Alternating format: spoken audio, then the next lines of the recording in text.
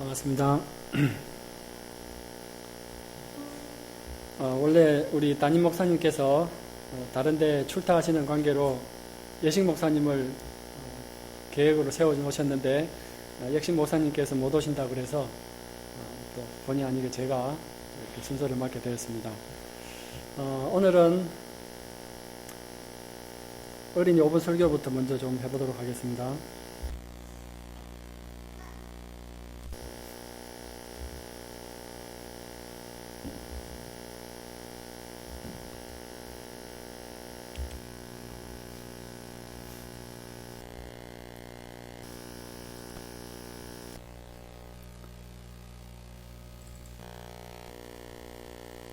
예.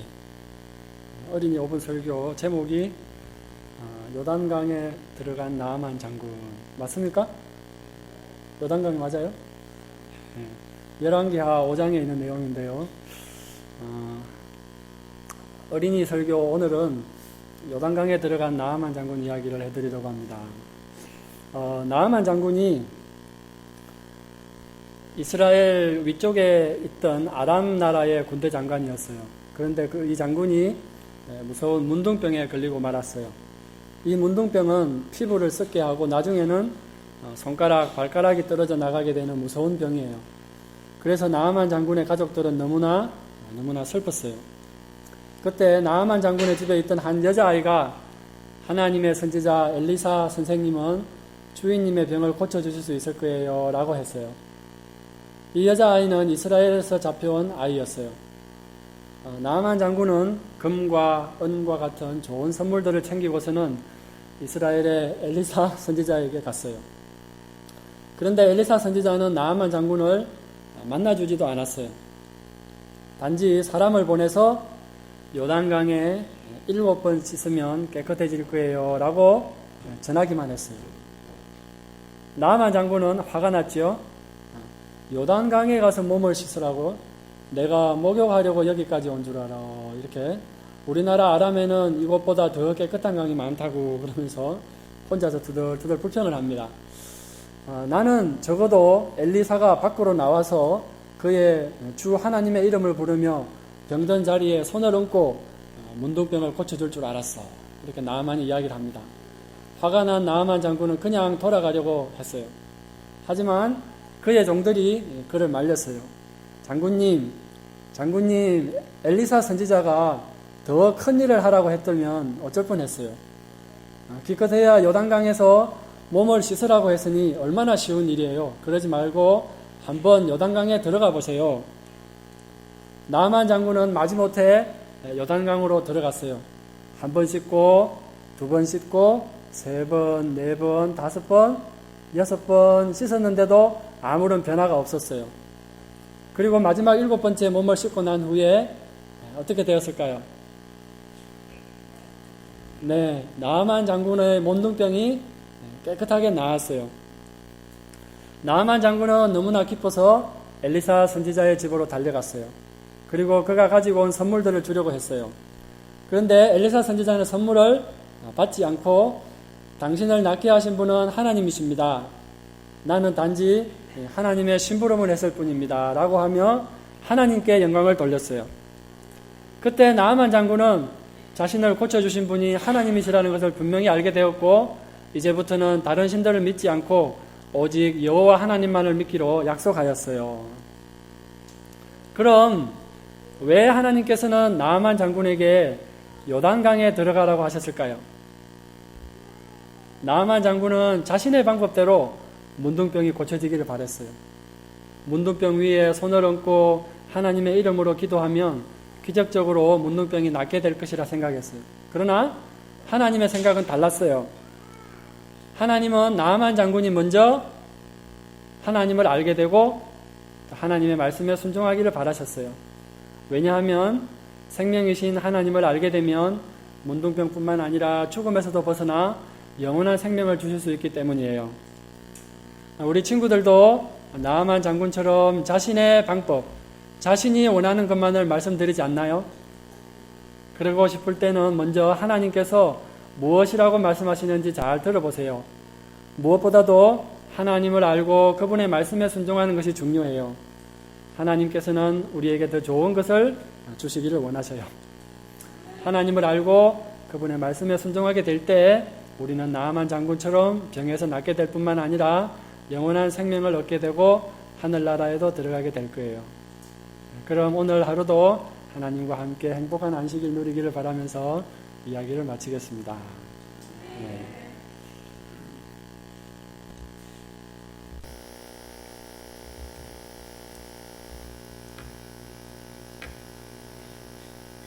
오늘 교동문을 읽어주셨는데요. 너무 감사합니다. 참 이 성령의 역사라는 것이 이렇게 서로 이렇게 통하나 봅니다. 제가 교동문 읽을 때 참 마음이 기쁘더라고요. 오늘 제목이 내 부모를 공경하라입니다.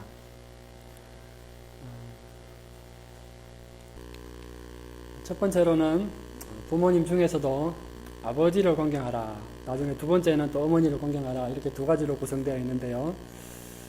다 같이 에베소서 6장 말씀을 좀 펴보겠습니다.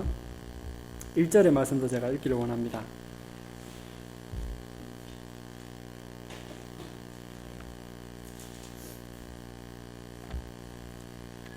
에베소서 6장 말씀입니다. 자녀들아 너희 부모를 주 안에서 순종하라. 이것이 옳으니라. 2절입니다.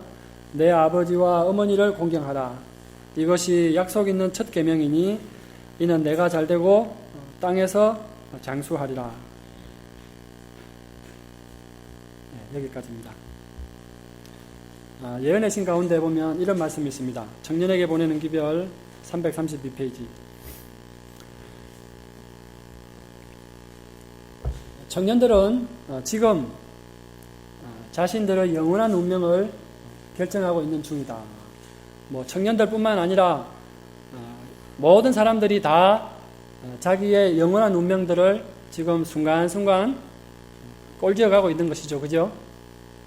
따라서 나는 그대들에게 너의 하나님 나 여호와가 내게 준 땅에서 내가 장수하리라 하는 약속을 덧붙이신 하나님의 계명을 생각하기를 호소하는 바이다.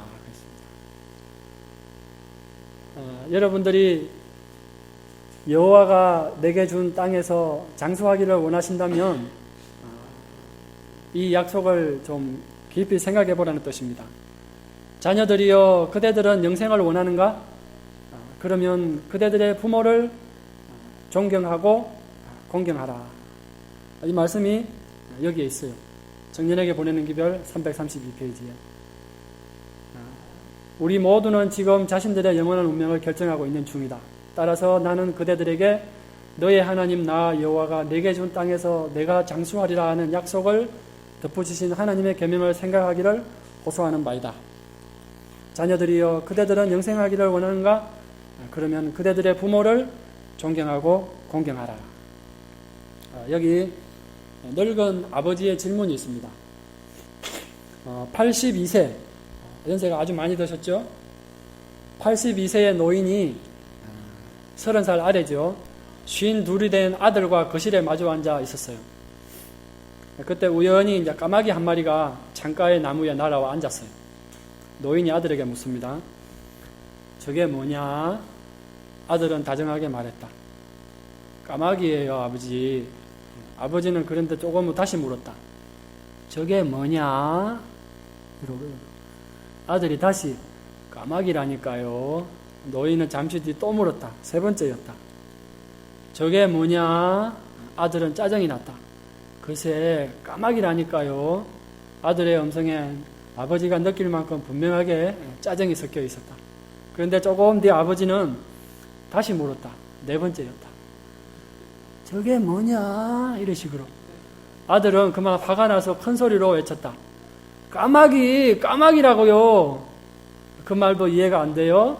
왜 자꾸만 같은 질문을 반복하세요? 이렇게 투덜대는 거죠.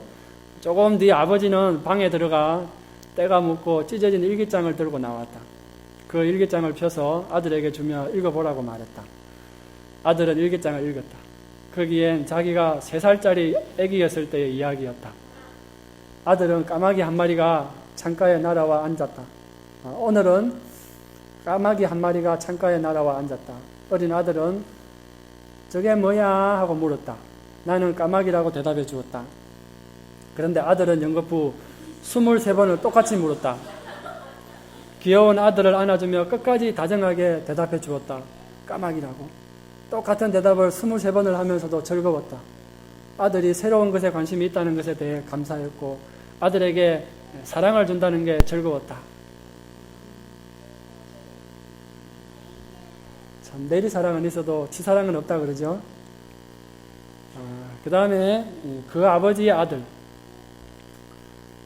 대통령 취임 연설 바로 직전 상원 의원이 미스터 링컨 어쩌다 당신이 이 나라의 대통령이 되기는 했지만 예전에 당신의 아버지와 함께 우리 식구들의 구두를 만들기 위해 우리 집을 드나들곤 했다는 사실을 잊지 말아주기 바라오.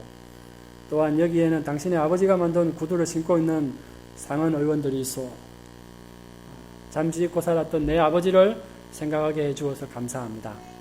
나의 아버지는 매우 멋진 창조적인 예술가였습니다. 아버지로부터 더 아름다운 구두를 만들 줄 아는 사람은 이 세상에 없습니다. 나는 그 아버지의 아들입니다. 만일 나의 아버지가 만들어드린 구두가 여러분의 발에 잘 맞지 않거든 나도 아버지에게서 배운 기술이 조금 있으니 나에게 말씀하십시오. 나는 훌륭한 제화공은 아니지만 최소한 여러분의 구두는 수선해 드릴 수 있습니다. 이제 다른 의원들이 이제 대통령이 된 링컨에게 좀 빗대어서 자네가 참 옛날에 자네 아버지가 만들어준 구두를 내가 신고 있다네 그러면서 조금 빈정대는데 이렇게 멋있게 대답을 한 거예요. 예. 그 다음에는 이제 저는 이 말씀도 이렇게 말씀은 우리가 이성적으로 듣지만 오늘 제가 들려드리는 이야기들은 좀 우리의 감성에 호소하는 이야기들입니다. 그렇게 알고 들어주시면 좋겠습니다. 오늘 제목이 잘 읽거라 3번아 6번은 간다예요.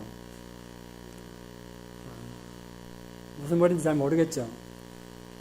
나중에 끝에 가면 답이 나옵니다. 어느 농촌에 부부가 살고 있었답니다. 하나밖에 없는 아들을 일찍 서울로 유학 보내고 두 부부는 고생하며 학비를 조달하여 대학을 졸업시켰습니다. 지금은 재벌 회사 과장까지 승진하여 강남 아파트에서 명문대학 나온 우아한 아내와 잘 살고 있는 아들은 정말이지 이 부부에겐 크나큰 자랑이었답니다. 아들은 여간 효자가 아니어서 추석이나 설에는 거의 빠지지 않고 제 식구들을 데리고 고향으로 와서 명절을 보내고 올라가곤 했습니다. 우아한 며느리와 공주 같은 손녀딸을 볼 때마다 노부부는 동네 사람들에게는 늘 어석대는 참 기분을 느끼곤 하였답니다. 좀 자랑스럽겠죠? 아들 내외가 손녀를 데려와서 이제 이렇게 잘 명절 세고 가니까. 아들 내외는 고향에 내려올 때마다 아버님, 어머님, 시골에서 이렇게 고생하지 마시고 저희와 함께 서울로 가시지요. 저희가 잘 모시겠습니다 하고 말했답니다. 그럴 때마다 부모님은 아니다. 우리 같은 늙은이가 살면 얼마나 산다고 서울이다 뭐냐. 그냥 이렇게 살다가 고향 땅에 묻힐란다 라고 사양했더랍니다. 그러다가 노부부 중 할멈이 먼저 세상을 뜨게 되었습니다. 상을 치르는 내내 아들 내외가 어찌나 애통하게 엉엉 우는지 동네 사람들도 모두 가슴이 찡하였답니다. 초상을 치르고 나자 아들 내외는 또다시 간곡하게 청하였답니다. 아버님, 이제 어머님도 가셨으니 어찌시렵니까? 고향집 정리하시고 서울로 올라가시어 저희와 함께 사시도록 하시지요. 저희가 잘 모시겠습니다. 할멈도 떠나간 이제 그도 그럴 것이다 싶어 노인은 몇 날을 생각하다가 결심을 하였답니다. 논밭과 야산 등 모든 가산을 정리하고 서울로 올라갔답니다. 가산을 정리한 돈은 아들 내외에게 주어 32평 아파트에서 42평 아파트로 옮기고 노인의 서울 생활은 처음엔 그런 대로 평안하였답니다. 그점 아들은 과장에서 이제 부장으로 승진할 때도 되었고 회사 일이 워낙 바쁘기도 하였으므로 매일을 새벽에 출근하였다가 밤 12시가 넘어서야 퇴근하는 일가가 몇 달이고 계속되고 있었답니다. 그러던 어느 날 이제 아들이 모처럼 일찍 퇴근하여 집에 돌아와 보니 집안이 썰렁하니 비어 있더래요. 다들 어디 갔나 하던 차에 식탁 위에 있는 아내의 메모를 보았더래요. 메모에는 여보, 우린 모처럼 외식하러 나가요. 식사 안 하고 퇴근하였다면 전기밥솥에 밥 있고 냉장고 뒤져 반찬 찾아 드세요. 좀 늦을지도 몰라요. 가족을 기다리는 동안 냉장고 속을 뒤져 음료수를 찾아서 마시고 있자니 현관 쪽이 시끌해지며 나갔던 식구들이 돌아오는 기척을 느꼈습니다. 그런데 들어오는 걸 보니 아내와 딸 둘만 보이는 게 아니겠어요. 왜 둘만이지? 둘만이라니요? 여기 민키도 있잖아요. 아내는 강아지를 남편의 눈앞에 들이보이며 활짝 웃었습니다. 아니, 아버님 집에 안 계셔요? 어디 노인정이라도 가셔서 놀고 계신가? 아버지께서는 매일 이렇게 늦게 들어오시나? 남편이 약간 걱정스러운 얼굴로 묻자 아내는 뜨듬거렸습니다. 사실 아내는 평소에 노인이 몇 시에 나가서 몇 시에 들어오는지 도통 생각이 안 납니다. 왜냐하면 아내는 노인에 대해 전혀 관심이 없었기 때문입니다. 아들은 노인이 들어오실 때까지 자지 않고 기다리기로 작정하고 서재의 책상 앞에 앉았습니다. 아내는 벌써 잠들었나 봅니다. 그때 아들은 책상 한켠에 정성 들여 접혀진 쪽지를 발견하였답니다. 볼펜으로 꾹꾹 눌러쓴 글씨, 무슨 한이라도 맺힌 듯이 종이가 찢어지도록 꾹꾹 눌러쓴 글씨, 아버지의 필적이 틀림없었습니다. 잘 있거라, 3번아 6번은 간다. 자정도 넘어 밤은 깊어만 갑니다. 노인은 아직도 돌아오지 않고 있습니다. 아들은 머리를 쥐어짜고 생각에 잠깁니다. 잘 있거라, 3번아 6번은 간다. 이것이 무슨 뜻일까? 아들은 아버지의 방에 들어가 보았습니다. 평소에 햇빛이 잘 드는 방이 아니어서 그런지 자정 넘은 오밤중이긴 하지만 왠지 우중충하다는 느낌이 드는 방이었습니다. 이쪽 벽에서 저쪽 벽으로 빨랫줄이 쳐져 있었습니다. 빨랫줄에는 양말 샤켈레, 팬티 2장과 러닝 셔츠 2벌이 걸려 있었습니다. 아마 아버지 것이겠지요. 방 한켠에는 어린 딸의 옷장이 놓여져 있었습니다. 어린 딸이 이제 그만 지겨워한다고 옷장을 더 예쁜 것으로 바꿔주고 나서 아마 이 헌옷장을 아버지 몫으로 돌린 모양입니다. 옷장 위에는 어머니의 사진이 놓여 있습니다. 상 치를 때 영정으로 사용하던 사진입니다. 방 구석에 소반이 있었습니다. 밥상 위에는 반찬 몇 가지와 마시다가 반병 정도 남아있는, 원래는 술병이에요. 제가 좀 고치는데 있었습니다. 아버지, 그러면서 이제 아들도 있고, 며느리도 있고, 손녀딸도 있는데 아버지는 그동안 이 골방에서 홀로 식사를 하고 계셨던가요? 이렇게 보는 거예요. 아버지, 며느리도 있고, 세탁기도 있는데 아버지는 속옷을 손수 빨고 이 방에서 손수 말리고 계셨던가요? 아들은 무언가 자신의 가슴을 후벼파고 싶은 자괴감에 눈물을 흘렸습니다. 날이 뿌옇게 밝아오자 아들은 아파트 주변을 샅샅이 뒤지며 혹시나 노인이 어디선가 밤을 지새운 흔적이 있는가 살펴보았습니다. 그리고 파출소에 가서는 노인의 가출을 신고하였습니다. 고향의 이장 어른에게도 전화를 걸어보았습니다. 그러나 아버지의 흔적은 찾을 길이 없었습니다. 3번아 잘 있거라, 6번은 간다. 이 암호를 우선 풀어야 아버지를 찾을 수 있을 것 같은 마음에 아들은 조바심을 쳤습니다. 직장 동료, 상사, 대학 동창 등 현명하다는 사람은 다 찾아 이 암호를 풀려고 노력하였으나 아무도 그 암호를 푸는 사람이 없었습니다. 몇 날 며칠이 지났습니다. 아들은 이제 부장 진급이고 뭐고 아무 생각 없고 오로지 아버지 생각만 하였습니다. 어느 날 저녁 애잔한 마음을 달래고 퇴근하는 길이었습니다. 자네 귀암흑의 영감 자제가 아니던가? 아파트 입구에 어떤 영감님이 아들을 불러 세웠습니다. 예, 그런데 어르신은 누구십니까? 난 김영감 친구일세. 근데 요즘 왜 김영감이 안 뵈네? 그리고 자네는 왜 그리 안색이 안 좋은가? 그래서 아들은 약간 창피하긴 했지만 아버지께서 가출한 얘기를 간단히 들려주었습니다. 그리고 그 영감님에게 이제는 유서가 되다시피 한 그 암호문을 내밀며 이게 도대체 무슨 뜻인가 물어보았습니다. 영감님은 그 쪽지를 한동안 보더니 돌려주면 말했습니다. 자네 이것이 무슨 뜻인지 모르겠다고? 이 사람아, 김영감이 늘 얘기하곤 했지. 우리 집에는 며느리가 제일 위고, 두 번째는 손녀딸이고, 3번이 아들이라고 했지. 4번은 강아지 민키고, 5번은 가정부라고 했네. 그리고 김영감 자신은 아무짝에도 쓸모없는 6번이라고 하고는 한숨 짓곤 하였지. 그렇게 쉬운 것도 자네는 풀지 못하나?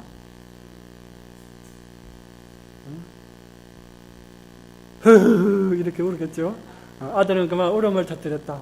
아버지 그러면서 여기까지가 이제 아버지를 공경하라는 이야기예요. 저도 우리 집에서 참 첫 번째가 되고 싶은데 특별히 먹는 것에서 많이 밀려요. 이제 수진이가 입맛을 많이 자기 먹고 싶은 것만 먹기 때문에 딸 먹어야 된다고 아빠는 못 먹게 하거든요.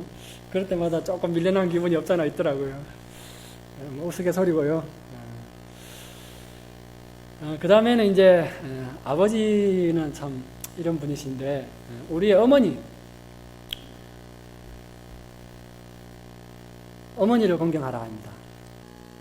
요한복음 19장 25절로 27절에 보면 예수님이 운명하실 때에 하신 말씀이 많이 있는데요.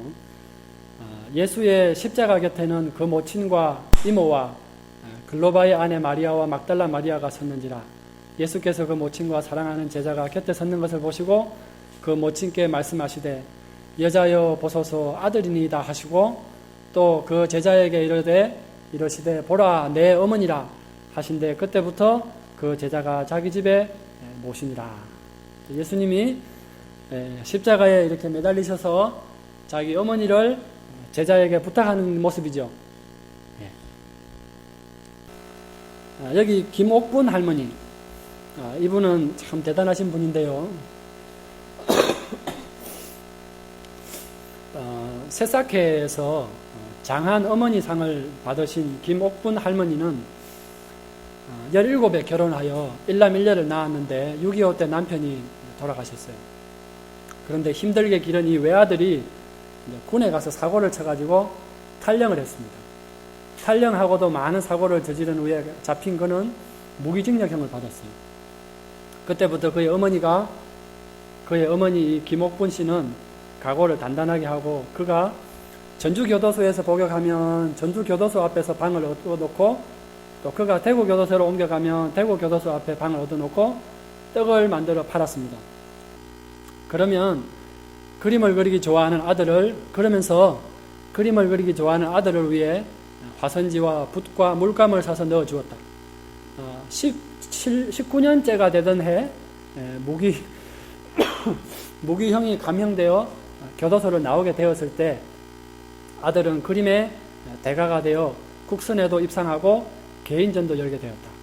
그가 바로 황창길 화백이다. 황화백은 자신의 그림에 떡바구니를 머리에 이고 팔러다니는 허리 굽은 어머니 모습을 그리기 좋아했다 그랬습니다.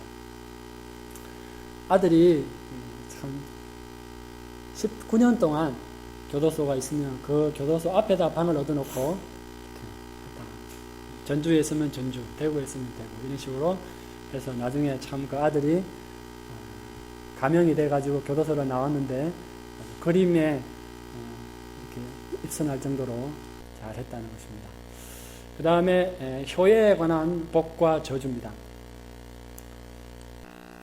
여기 좀 그림들이 좀 옛날 사람들이 보기 좋아하는 향수를 불러일으킬 수 있는 그림들이 많은데요. 여기 잠언에 보면 이런 말씀이 있습니다. 23장 25절이죠. 내 부모를 즐겁게 하며 너를 낳은 어미를 기쁘게 하라. 좀 구체적인 말씀이죠. 그죠? 내 부모를 즐겁게 하며 너를 낳은 어미를 기쁘게 하라. 그 다음에 23장 22절에는 너를 낳은 아비에게 청종하고 내 늙은 어미를 경히 여기지 말지니라. 좀 구체적인 말씀들이 많습니다. 그 다음에 에베소서 6장 1절에 자녀들아 주 안에서 너희 부모에게 순종하라. 이것이 옳으니 그렇습니다. 마태복음 15장 4절이요. 하나님이 이르시되 내 부모를 공경하라 하시고 그 다음에 또 아비나 어미를 해방하는 자는 반드시 죽으리라 하시니라. 그 다음에 골로새서 3장 20절이요. 자녀들아 모든 일에 부모에게 순종하라. 이는 주 안에서 기쁘게 하는 것입니다. 지혜로운 아들은 아비로 기쁘게 하거니와 미련한 아들은 어미의 근심이니라. 잠언 10장 1절. 그래도 참 속썩이는 아들이라도 참 버릴 수도 없죠, 그죠? 지혜로운 아들은 아비로 기쁘게 하거니와 미련한 아들은 어미의 근심이니라. 마태복음 15장 4절입니다. 하나님이 이러셨으되 내 부모를 공경하라 하시고 또 아버지나 어머니를 비방하는 자는 반드시 죽임을 당하리라 하셨거늘. 지금 이 효의 복과 저주에 대한 언급이 많습니다. 그죠? 잘할 때 어떻고 그렇게 하지 못할 때 어떻다는 그런 말씀드립니다. 잘할 때는 또 아버지나 어머니를 비방하는 자는 반드시 죽임을 당하리라 하셨거늘. 이런 표현들. 그 다음에 신명기 27장 16절입니다. 부모를 경홀히 여기는 자는 저주를 받을 것이다. 이런 말씀 있는 줄 몰랐죠? 그 다음에 잠언 19장 26절은 아비를 구박하고 어미를 쫓아내는 자는 부끄러움을 끼치며 능욕을 부르는 자식이니라. 이런 표현들. 그 다음에 레위기 20장 9절입니다. 만일 누구든지 자기의 아버지나 어머니를 저주하는 자는 반드시 죽일지니 그가 자기의 아버지나 어머니를 저주하였은즉 그의 피가 자기에게로 돌아가리라. 이런 말씀들도 있습니다. 그 다음에 잠언 30장 17절 아비를 조롱하며 어미 순종하기를 싫어하는 자의 눈은 골짜기의 까마귀에게 쪼이고 독수리 새끼에게 먹히리라. 아주 무서운 말씀이죠.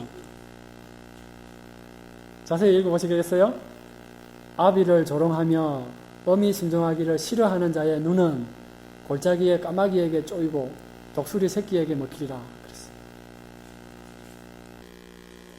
그 다음에 신명기 21장 18절입니다. 사람에게 완악하고 패역한 아들이 있어 그의 아버지의 말이나 그 어머니의 말을 순종하지 아니하고 부모가 징계하여도 순종하지 아니하거든.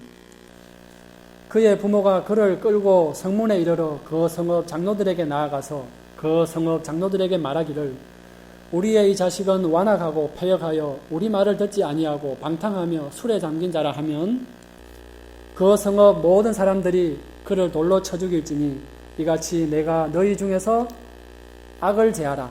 그리하면 온 이스라엘이 듣고 두려워하리라. 부모를 공경하도록 가르치라 그랬습니다. 디모데전서 5장 4절입니다. 만일 어떤 과부에게 자녀나 손자들이 있거든 저희로 먼저 자기 집에서 효를 행하여 부모에게 보답하기를 배우게 하라. 이것이 하나님 앞에 받으실 만한 것이니라. 아이들은 가르치지 않으면 잘 모르더라고요. 부모 공경하도록 가르치라 그랬습니다. 어떤 과부에게 자녀나 손자들이 있거든 저희로 먼저 자기 집에서 효를 행하여 부모에게 보답하기를 배우게 하라. 이것이 하나님 앞에 받으실 만한 것입니다. 그 다음에 잠언 29장 15절 말씀입니다. 채찍과 꾸지람이 지혜를 주거늘 임의로 행하게 버려둔 자식은 어미를 욕되게 하느니라. 제대로 가르치라는 말씀이죠. 이게 알고 보면 또 자업자득인지도 몰라요.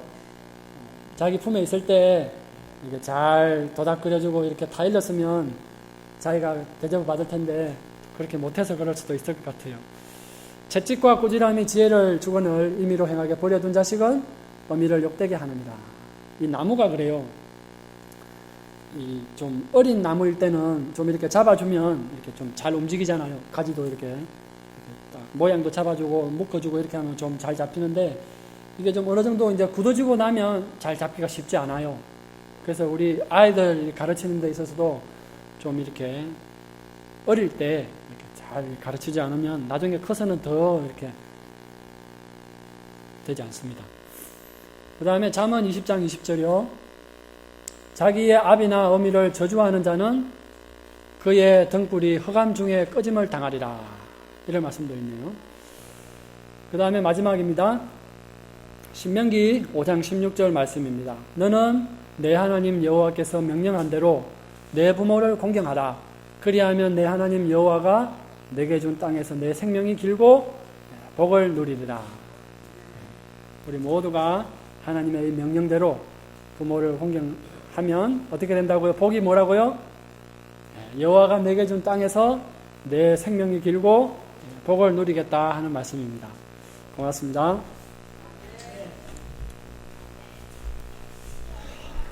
감사합니다. 마치는 찬미는 584장입니다.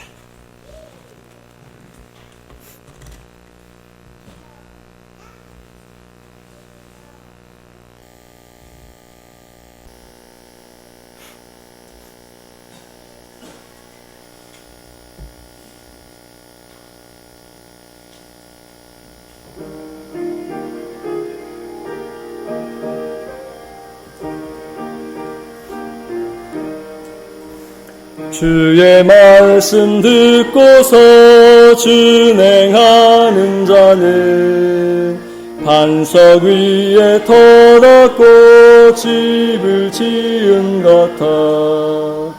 비가 오고 물나며 바람 부딪힐 때 반석 위에 섰으니 넘어지지 않네. 잘 짓고 잘 짓세 우리 집 잘 짓세 만세 반석 위에다 우리 집 잘 짓세. 주의 말씀 듣고도 행치 않는 자는 모래 위에 터닫고 집을 지은 같아. 비가 오고 물나며 바람 부딪힐 때 모래 위에 섰으니 크게 무너지네. 잘 짓고 잘 짓세 우리 집 잘 짓세 만세 반석 위에다 우리 집 잘 짓세. 천하 모든 사람들 집을 짓는 잘세. 반석 위에 아니면 모래 위에 짓네. 우리 구주 오셔서 지은 값을 줄 때 세운 공력 따라서 영영 상벌 주니. 잘 짓고 잘 짓세 우리 집 잘 짓세 만세 반석 위에다 우리 집 잘 짓세.